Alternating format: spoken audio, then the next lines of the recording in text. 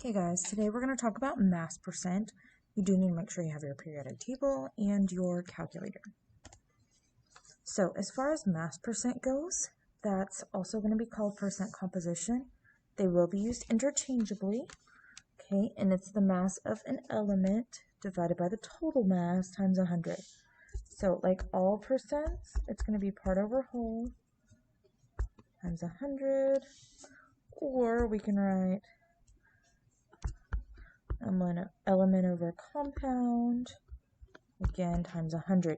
You do have to have that times 100 piece, because if you don't, then it's not a percentage. It's very important that you have that piece.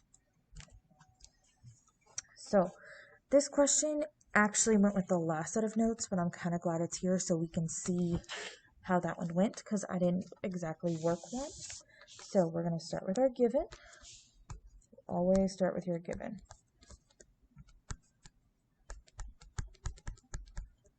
Okay, I know grams of C10, H14O must go at the bottom. The only thing that can go with that is 1 mole. Okay, then we go to our periodic table.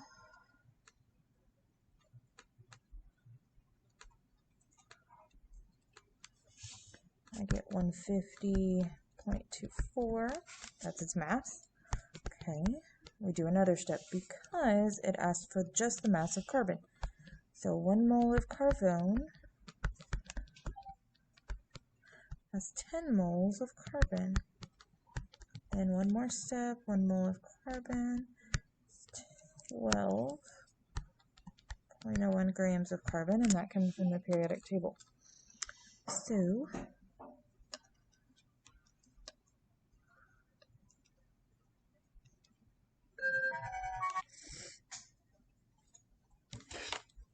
alright, so once we do the calculation, we should have gotten 44.3 grams of carbon, which should make sense because most of that mass of carbone was just carbon, 120 grams or so. Okay, so this is from last time. Remember, that's how many moles of one element are in the moles of the whole thing. That was kind of like counting them from chapter 5. Okay, if you need more practice, let me know. I can work these if need be. Okay, as far as back to mass percent goes, again, it's element over compound times 100. Here, they're giving us the element, and they're giving us the compound, and then we just divide them and multiply by 100. Okay, we can also use mass percent as a conversion factor between grams and its compound. So remember, if we say I have 39% sodium, it means I have 39 grams of sodium and 100 grams of sodium chloride. So here we can write our conversion factor either way. The key is the big piece, or the compound, is 100 because all percentages are out of 100. So here, they're working through our stoichiometry. Just the thing is that we've got, or not stoichiometry yet, sorry, dimensional analysis. We've got our conversion factor, and as long as your units cancel, you should be good. So let's do one. I've got 22 grams of sodium chloride, and again, 39% sodium in sodium chloride. Remember, you can never start with a percentage because that's 2 units. So 100 grams of sodium chloride will go on bottom, and on top will be 39 grams of sodium because it says it's 39%.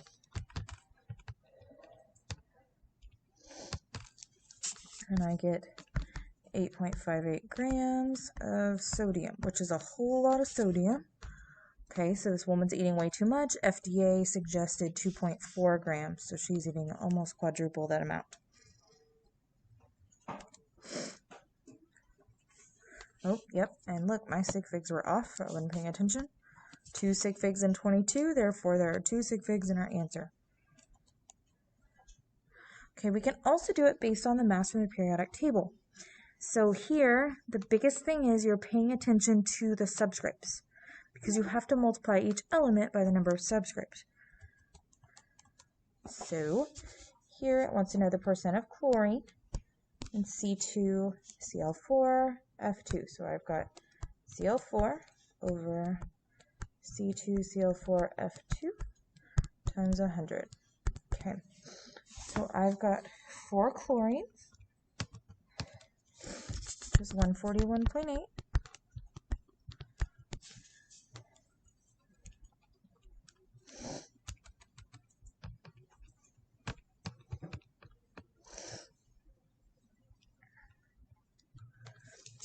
And the total mass is 203.82 times 100.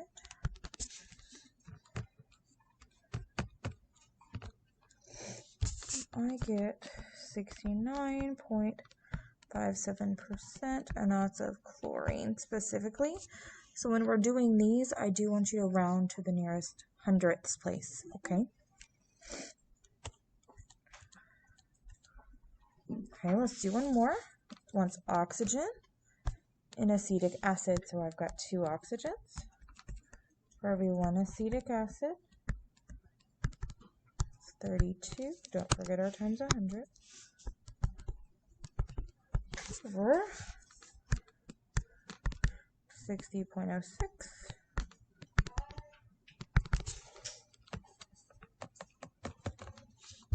And I get 53.28% oxygen.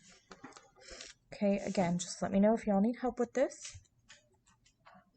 We can also use these in trying to calculate real life things like how much fluorine is in water. So here it first wants the mass percent of fluorine and sodium fluoride. So I've got fluorine divided by the mass of the whole thing. I could do this. See, one of my seniors can do it from 2 years ago.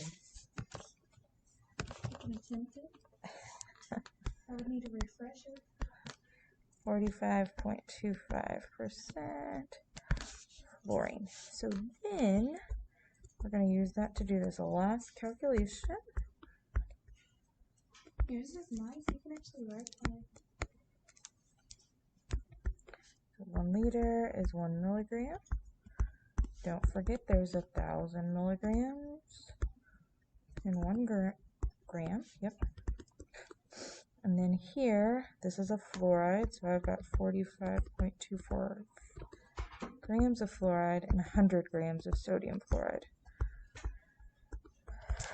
So 1,500 divided by 1,000 times 100 times 45.25.